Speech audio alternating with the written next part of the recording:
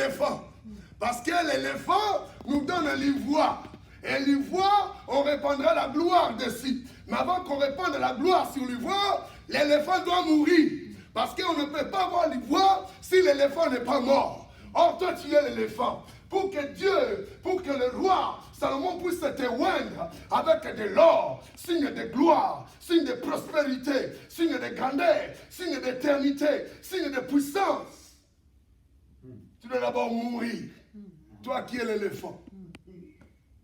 Amen. Beaucoup sont venus à l'église. Beaucoup sont dans l'église, mais ils ne sont pas encore morts. Beaucoup sont venus à l'église, mais ils ne sont pas encore morts. La Bible déclare, dans le livre de Genèse chapitre 2, Adam pour voir Ève, il devait d'abord mourir. Adam pour voir Ève, il devait d'abord mourir. Tu ne peux pas avoir Ève si tu n'es pas encore endormi. Tu ne peux pas encore voir Ève si tu n'es pas encore mort. Ève bazwa kaye, soki kaka yo kufi. Ève bazwa kaye, la Bible déclare, Dieu donna à l'homme tout, mais l'homme s'est senti qu'il y avait quelque chose qui lui manquait. Il dominait sur tout, il avait tout, il a donné les noms aux animaux. Mais la Bible dit ceci, il trouva qu'il n'y avait pas encore de l'aide semblable comme lui. Il n'y avait pas quelqu'un qui lui ressemblait. C'est-à-dire il y avait un vide. C'est-à-dire il désirait quelque chose. Il voulait avoir quelque chose. Mais comment voir cette chose? La Bible dit, avant de voir Ève, Dieu l'a endormi. Zambe pas pesa yo. Esengena la liso pongi. Esengeli olala. Tu dois dormir. Aussi longtemps que tu n'as pas dormi, Dieu ne te donnera pas Ève. Ève vient lorsque l'église est endormie. C'est quoi être endormi? La Bible déclare que Lazare, pour vivre la gloire de la résurrection, Lazare devait mourir. Amen. Il n'y a pas la gloire de la résurrection si Lazare n'est pas encore mort. Ah, bon, commentaire. La Bible dit encore ceci, les puissants, l'éternel Jésus, pour avoir le nom qui est au-dessus de tous les noms, la Bible déclare, il devait d'abord passer par la mort. Amen. Ah, vous comprenez la terre. Tous ces grands qu'on a cités dans la Bible, pour qu'ils puissent voir la gloire, pour qu'ils puissent être glorifiés. Adam pour voir Ève. Oh oui, Lazare, pour être glorifié.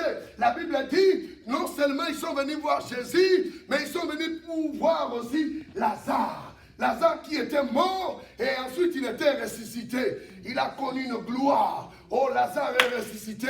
Mais avant qu'il soit ressuscité, avant qu'il puisse être glorifié, il devait d'abord mourir. Il devait d'abord être glorifié par la mort.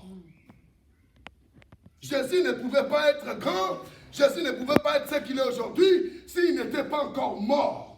Donc les rois, pour répandre de l'or sur toi, toi qui es l'ivoire, tu dois d'abord te séparer de l'éléphant. Tu dois d'abord te séparer du monde. C'est quoi l'éléphant? L'éléphant, c'est un animal du monde. Toi, ivoire, pour que tu puisses entrer dans l'éternité de Dieu, tu dois d'abord quitter l'éléphant. Tu dois d'abord quitter la terre. Parce que l'éléphant, c'est le signe de la terre. Le signe du sable.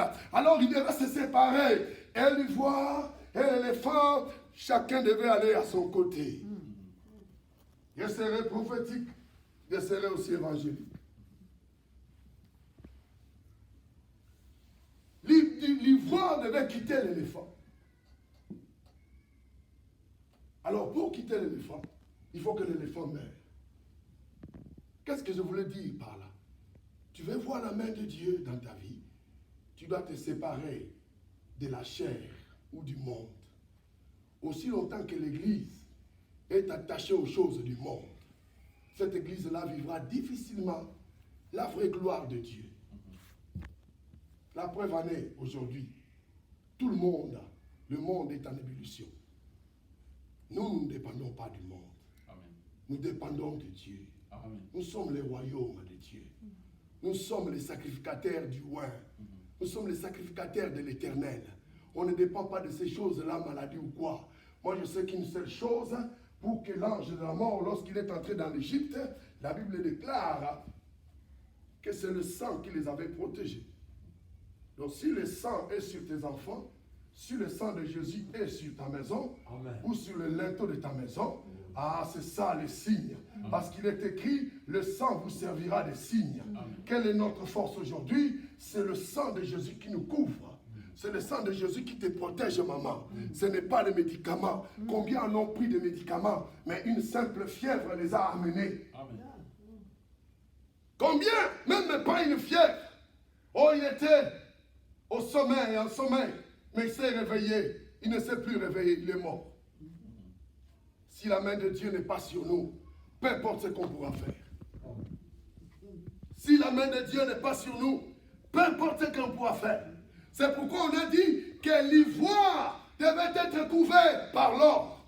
Lorsque l'Éternel est à loin, aucune maladie. La Bible déclare dans le psaume, tu ne craindras ni la terreur, ni la flèche qui frappe en plein midi, ni le fléau qui frappe partout. Tu ne craindras plus rien parce que l'Esprit du Seigneur est sur toi. Parce que l'Esprit du Seigneur habite en toi, tu ne craindras plus de nouvelles. La Bible dit, l'Éternel dit à Josué, ne crains ni quoi que ce soit, ne crains aucun roi, ne crains aucune nouvelle. Parce que moi l'Éternel, je t'ai choisi et nul ne tiendra devant toi. Parce que moi l'Éternel, je t'ai établi. Lorsque l'Éternel appelle son roi, lorsque l'Éternel était béni, lorsque l'Éternel met sa main sur toi, aucune puissance, aucun démon, aucun esprit ne pourra résister devant toi. Parce que l'Esprit du Seigneur est avec toi.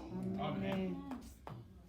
Amen. La Bible déclare dans Psaume chapitre 60, versets 13 à 14, que l'Éternel est notre secours. L'Éternel est notre refuge. Et il nous donne